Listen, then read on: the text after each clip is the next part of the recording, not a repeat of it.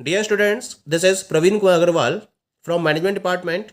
Welcomes you in my today's lecture of Marketing Management.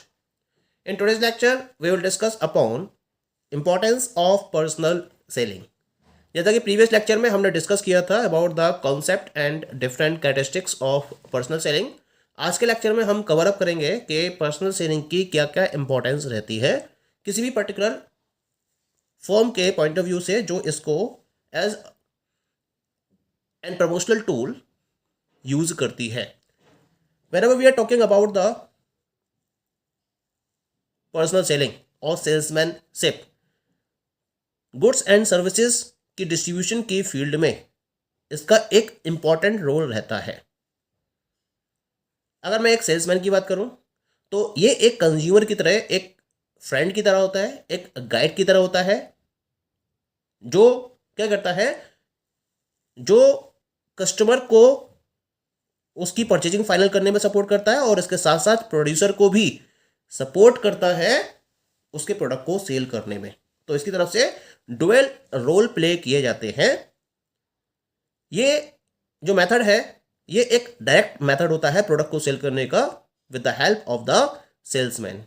ये हम पहले भी डिस्कस कर चुके हैं कॉन्सेप्ट में कि पर्सनल सेलिंग एक फेस टू फेस सिचुएशन में यूज किया जाने वाला डायरेक्ट मेथड है, जहां सेल्समैन क्या करता है, जहां सेल्समैन अपने कंज्यूमर्स को डायरेक्टली अप्रोच करता है और प्रोडक्ट को सेल करता है. तो इसकी कुछ पर्टिकुलर इंपॉर्टेंस रहती हैं. क्या क्या इसकी इंपॉर्टेंस है? Let us discuss it one by one. The very first importance is helpful in selling. Whenever we are talking about the personal selling, then it is an art of selling goods.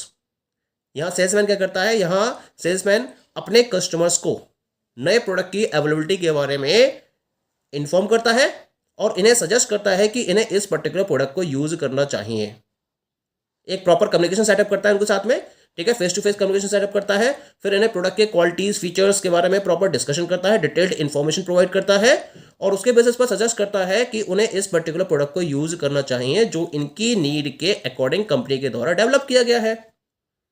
ये जो purchaser है वो क्या होता है कि जब कोई भी पर्टिकुलर प्रोड्यूशन पर्सनल लेवल पर या कोई भी सेल्समैन जब पर्सनल लेवल पर अप्रोच करता है तो जो परचेजर है वो अपने आप को ऑनर, ये उसके लिए एक ऑनर की बात रहती है. वो अपने आप को ऑनरेबल पर्सन समझता है इस केस में और इसी वजह से वो फोकस भी करता है. अगर उसे या कंज्यूमर को किसी पर्टिकुलर उस पर्टिकुलर प्रोडक्ट के बारे में कोई भी या किसी भी तरीका डाउट है या उसके यूज के रिलेशन में कोई भी डाउट है तो वो इन डाउट्स को सेलर से डायरेक्ट कम्युनिकेशन में डिस्कस कर सकता है. जो सेल्समैन है वो क्या करता है, वो सारे के सारे डाउट्स को रिमूव करता है और इस तरह से रिमूव करता है जिससे कि कस्टमर को सेटिस्फैक्शन मिल सके और इसके लिए वो प्रोडक्ट को प्रॉपर्ली डिमॉन्स्ट्रेट करता है और इसके प्रॉपर फीचर्स भी एक्सप्लेन करता है. If the purchaser is convinced, यानी कि अगर परचेजर कन्विंस्ड हो जाता है, उसे लगता है कि हाँ जो सेल्समैन बता रहा है each and everything is okay as per his requirement और सारे डाउट्स उसके रिमूव हो जाते हैं, तो क्या होगा, that particular person will either purchase, या तो वो परचेज कर लेगा या फिर गुड्स को परचेज करने के लिए अपने माइंड को मेकअप करेगा. लेकिन कभी ना कभी अगर वो कन्विंस है तो कभी ना कभी वो परचेजिंग को फाइनलाइज जरूर करेगा. तो इसका मतलब जो पर्सनल सेलिंग है वो गुड्स एंड सर्विसेज को परचेज करने के लिए कंज्यूमर्स को हाई लेवल पर इंस्पायर करता है. अगर मैं किसी और पर्टिकुलर टूल के बेसिस पर पर्सनल सेलिंग को कंपेयर करता हूं तो जो इसका कन्विंसिंग या परसुएशन लेवल होता है वो हाईएस्ट होता है क्योंकि पर्सनल बेसिस पर आप कस्टमर को परसुएड करते हो. The second one is the demonstrating the product. इस मेथड का यूज करके जो सेलर है वो अपने कस्टमर को प्रोडक्ट के बारे में डिमॉन्स्ट्रेट करते हुए उसे डिटेल्ड इंफॉर्मेशन भी प्रोवाइड करता है क्योंकि प्रॉपर डिमॉन्स्ट्रेशन है, वो प्रोडक्ट उसके सामने अवेलेबल होता है और उसके हेल्प से प्रोडक्ट के बारे में प्रॉपर इंफॉर्मेशन दी जाती है.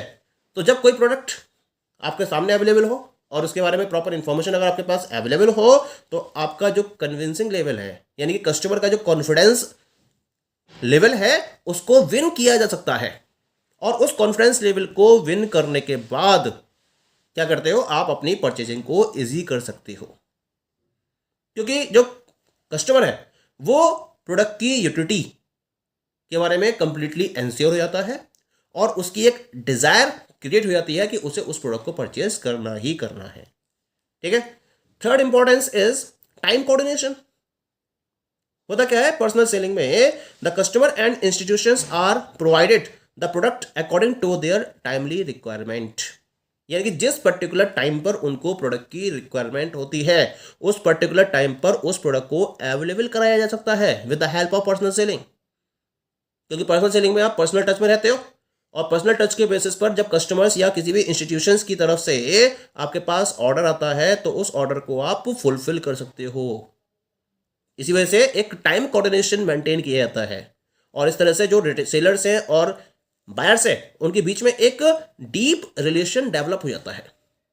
क्योंकि जब उसको रिक्वायरमेंट थी प्रोडक्ट की तब वो प्रोडक्ट कस्टमर के पास अवेलेबल हो जाता है, जिसके बेसिस पर रिलेशंस और ज़्यादा स्ट्रांग होते चले जाते हैं। ठीक है।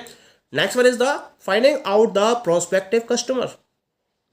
जब मैं एक सेल्समैन की बात करता हूं तो एक सेल्समैन के बाद अपनी सेलिंग स्किल्स होती हैं, एक अंडरस्टैंडिंग होती है उसके पास प्रॉपर, और अपना एक एक्सपीरियंस होता है।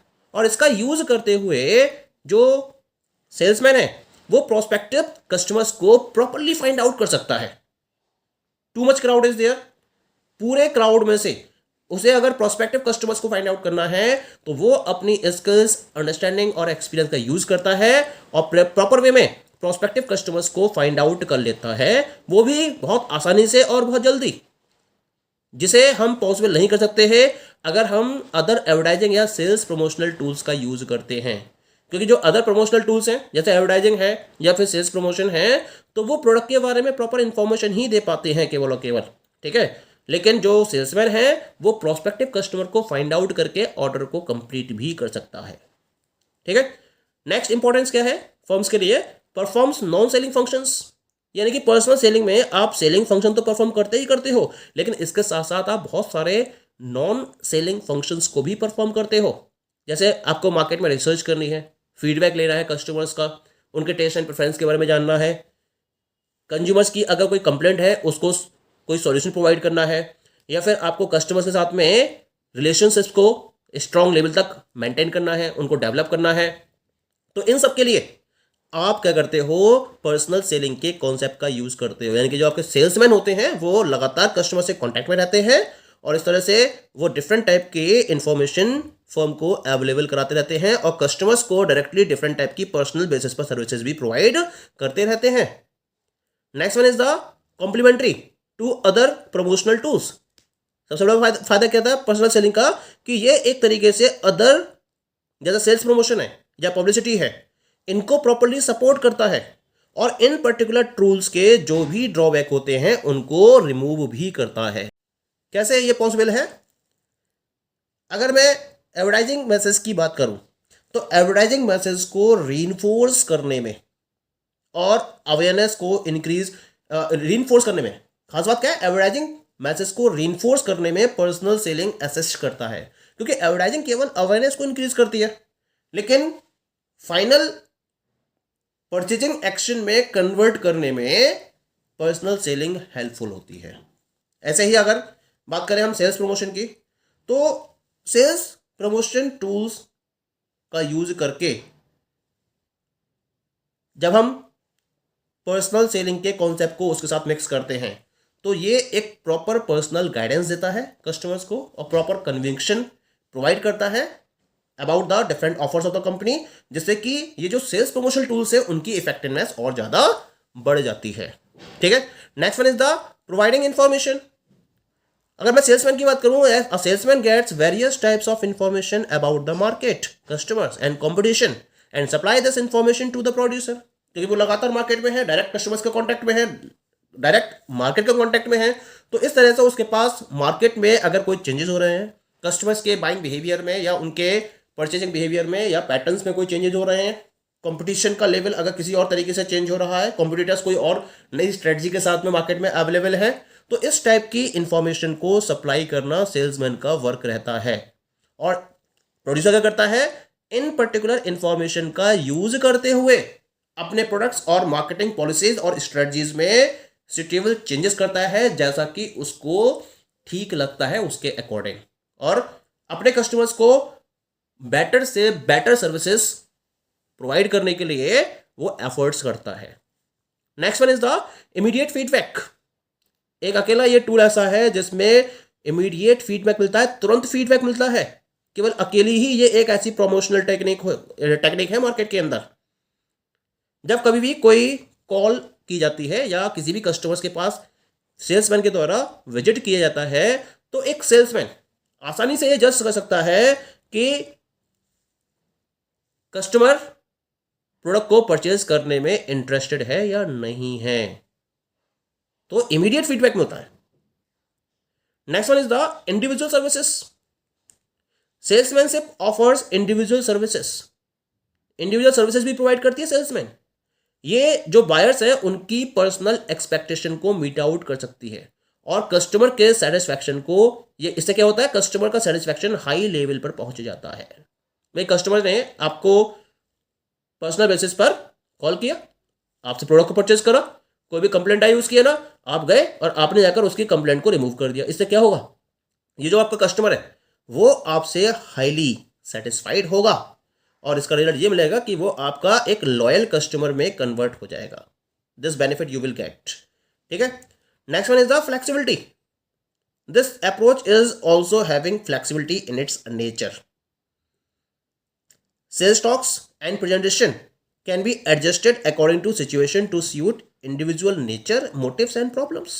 यानी कि जब आप किसी पर्टिकुलर पर्सन को टारगेट कर रहे हो तो हर पर्टिकुलर पर्सन के अपने अलग अलग नेचर होते हैं, अलग अलग मोटिव्स होते हैं, अलग अलग प्रॉब्लम्स होती हैं। तो उसको ध्यान में रखते हुए आप अपनी टॉक्स को और अपनी प्रेजेंटेशन को एडजस्ट कर सकते हो और प्रॉपर वे में प्रोडक्ट को डेमोन्स्ट्रेट कर सकते हो और उसके बारे में प्रॉपर इंफॉर्मेशन प्रोवाइड कर सकते हो। इसी वजह से हम इसको एक फ्लेक्सिबल अप्रोच का नाम देते हैं। ठीक है। Next one is the customer confidence. By systematic sales talk and presentation a capable salesman can remove all doubts, queries and objections and can win customers confidence, hence increases the customers faith in company. सबसे बड़ी बात क्या होती है कि जब एक particular salesman लगातार अपने कस्टमर के कांटेक्ट में होता है, एक सिस्टमैटिक वे में प्रेजेंटेशन को फोकस करता है, सेल्स स्टॉक को फोकस करता है, तो ये कस्टमर्स की सारे डाउट्स को, सारी क्वेरीज को और सारे ऑब्जेक्शंस को रिमूव कर सकता है और कस्टमर के कॉन्फिडेंस को प्रॉपरली विन कर सकता है। इससे क्या होगा, जो कस्टमर का फेथ है वो कंपनी में लगातार इंक्रीज होता चला जाएगा और कस्टमर कंपनी का रॉयल कस्टमर या लॉयल कस्टमर में कन्वर्ट हो जाएगा। ठीक। The next importance is triple rewards. जब हम सेल्समैनशिप की बात करते हैं तो ये किसी भी कंपनी को ट्रिपल रिवॉर्ड्स ऑफर करता है। ये डिफरेंट पार्टीज को बेनिफिट प्रोवाइड करता है, जैसे कस्टमर, सेल्समैन एंड कंपनी। इन तीन पार्टीज को ये बेनिफिट प्रोवाइड करता है।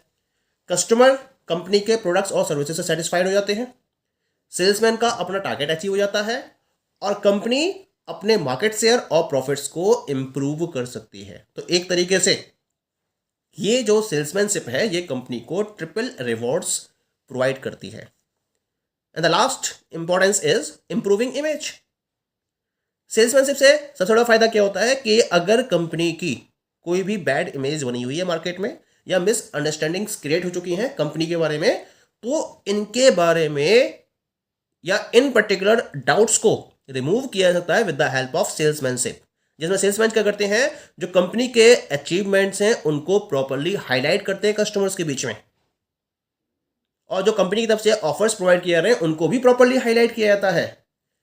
कंपनी के बारे में डिटेल्ड एक्सप्लेनेशन प्रोवाइड की जाती है और इसके प्रोडक्ट के बारे में भी एक डिटेल्ड एक्सप्लेनेशन प्रोवाइड की जाती है कस्टमर्स को। और इस तरीके से जितने भी डाउट्स हैं कस्टमर्स के, जो भी उनकी मिसअंडरस्टैंडिंग्स हैं, उनको रिमूव किया जाता है with the help of salesmanship. इससे फायदा क्या होता है, इससे कंपनी की इमेज को रिस्टोर करने में बहुत हेल्प मिलती है। तो इस तरीके से हम पर्सनल सेलिंग को डिफरेंट वेज में यूज कर सकते हैं। So these all are the different advantages और बेनिफिट्स ऑफ पर्सनल सेलिंग।